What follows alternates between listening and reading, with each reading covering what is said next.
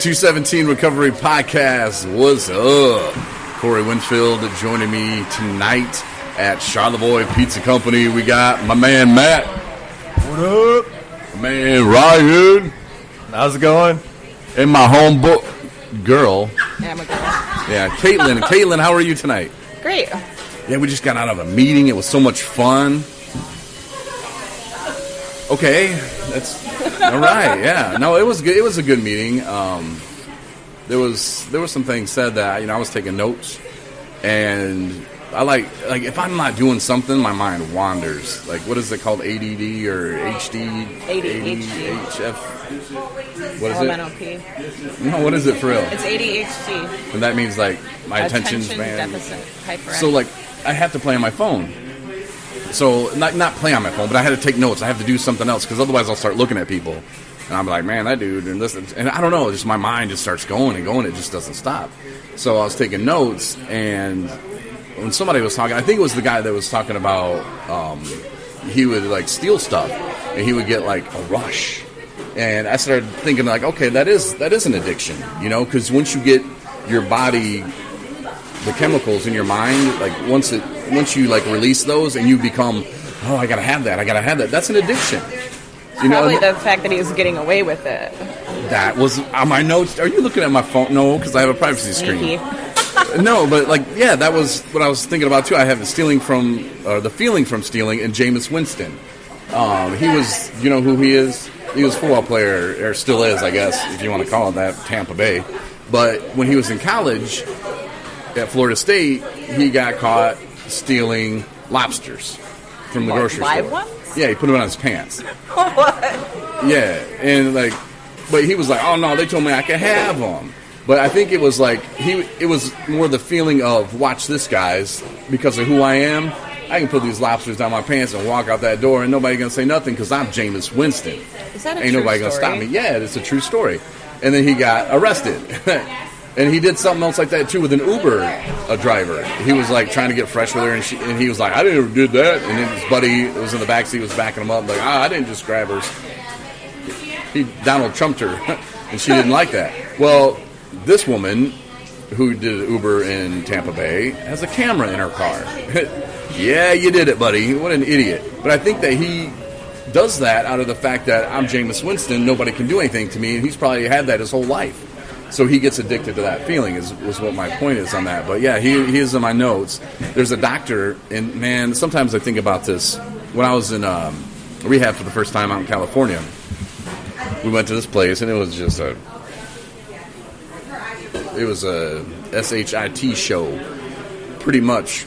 And they put us in these rooms. We had to go to these groups. And we're familiar with groups. We've been in treatment. Well, in this one group, it was a sex addiction group.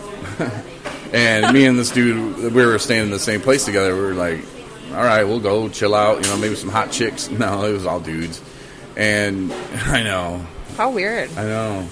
And we started hearing stories, and we're like, what? We would never even think to grab a puppy and do that, this is not us. Wrong and they're meeting? like, no, all addiction's the same. And we're like, no, that's not the same. But if you think about it, it kind of is. I mean, there's a huge mental part to all of this.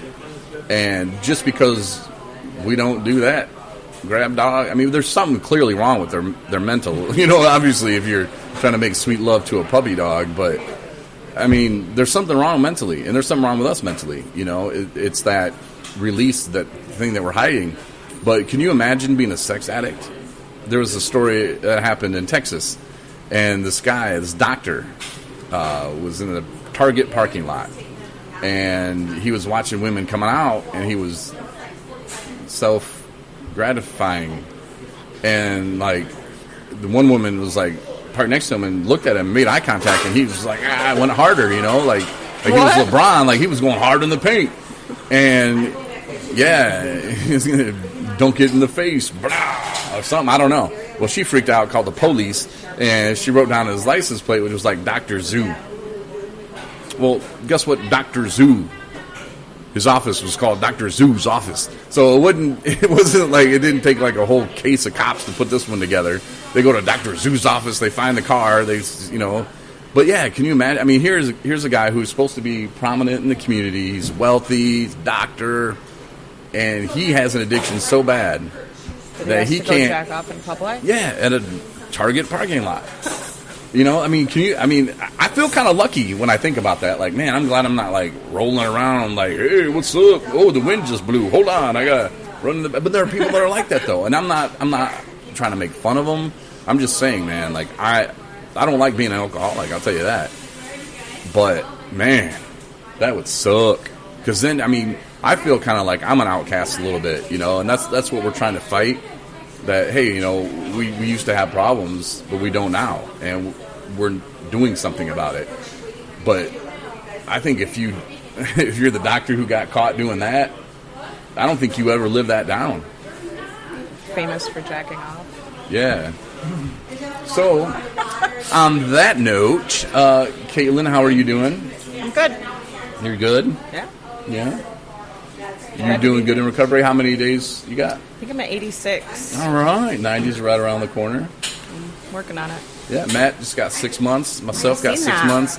Oh, stud muffin over there, Ryan, at the gun show. He brought the gun show to the Charlotte Pizza Company tonight.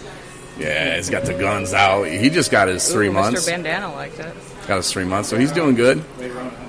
Yeah, right around 100 days. Yeah, see, he's a one-upper. One up me. You know what those are? Yeah. So tell us about the last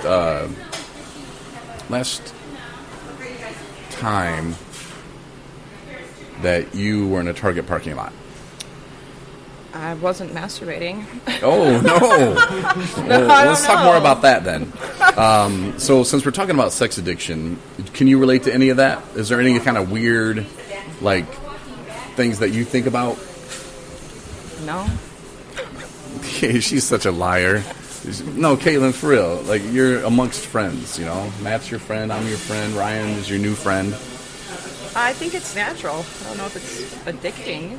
No, I don't want to talk about masturbating. I want to talk about just weird things, like different...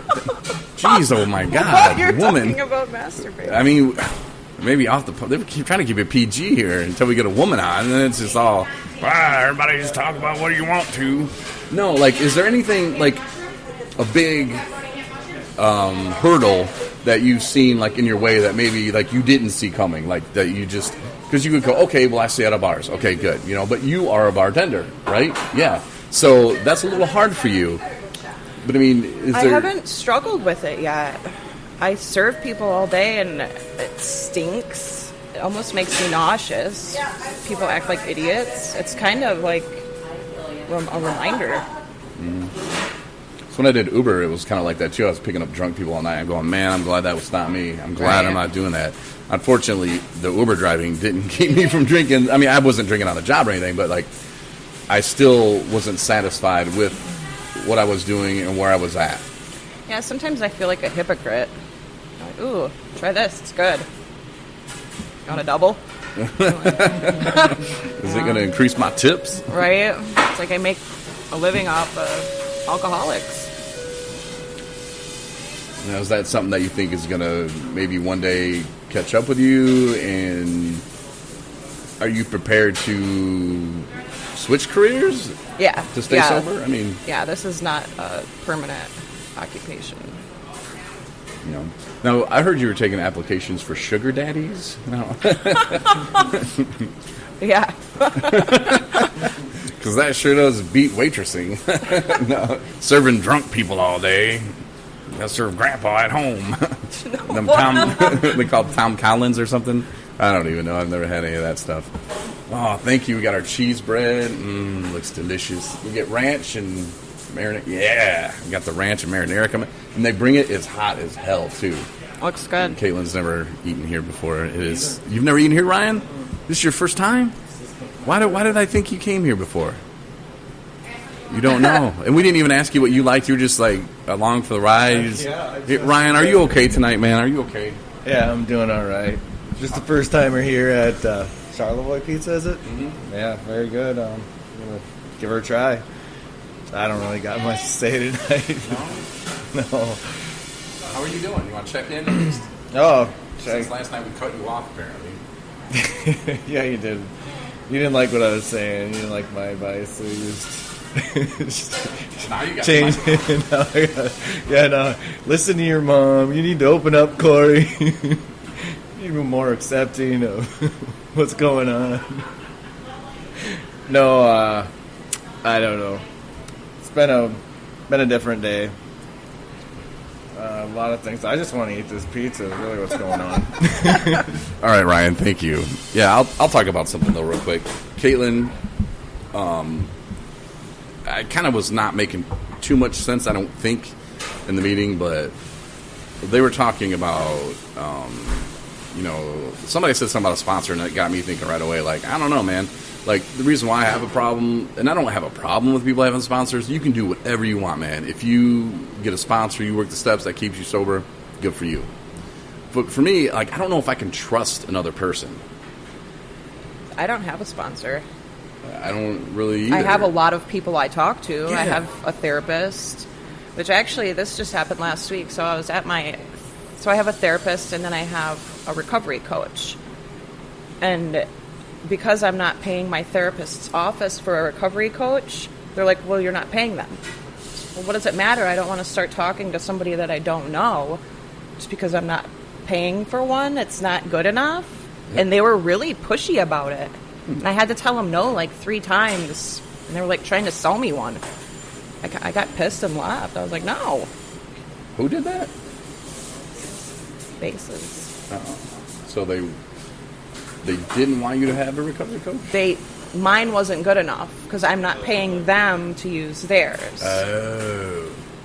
I was like, I don't want another one. I don't want to rehash everything with some new person. Yeah, that you don't know. And it's kind of like a used car salesman. Like, they were just pushing it.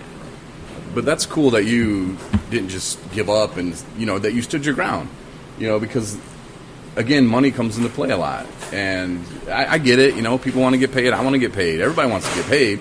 But when it comes to your sobriety and when people are telling you do this, do that, don't do this, don't do that, it can make your head spin. And especially, and you feel, at least I feel, a little bit hurt or used. Like, oh, I'm just another number for you. Like, exactly. That's, okay, just a paycheck. Oh, never mind. Like, I thought I could trust you. And that's honestly what they did. Is they made me. I don't want to go back and see those people. Honestly. Yeah, and and it's probably, maybe they do care, but maybe they were getting told by their boss. And there's somebody at the end of the line's telling somebody to do something to tell somebody to do something. Like, I think there are people that care about you, but they're getting told by their boss, hey, if you want to keep your job, we need to keep these people here. And yeah, they can go get a free coach, but their Medicaid is going to pay for them to have this one through us. So push that, get her, do whatever you need to do. And to be put in that kind of situation, their job probably sucks. They probably hate their job. I mean, I would hate my job. I would say, I'm sorry, I can't do that. That's why we don't have advertisers for this. There's people I could reach out to and say, hey, but then we would have to talk about this or not talk about that. And I just want to talk about recovery and what keeps people sober and what helps. And that's the thing, too, is I feel safe in the recovery community I have now. I don't need somebody pushed at me. Mm-hmm. And with the sponsor, like, some sober living houses, they make you get a sponsor. And they're like, you got to have a sponsor. Otherwise, you're going to get kicked out. You can't live here. You got to have a sponsor. Got to have a sponsor. So you're going to run out. You're going to get a sponsor just to get a sponsor. You're not going to do it because you want to do it. Nobody likes to be told what to do. And, okay, yeah, I'll go get a sponsor. Yeah, I'll work the steps. Yeah, we're working the steps. Yeah, I'm going through the motions, doing the same thing, telling everyone the same stuff. Yep.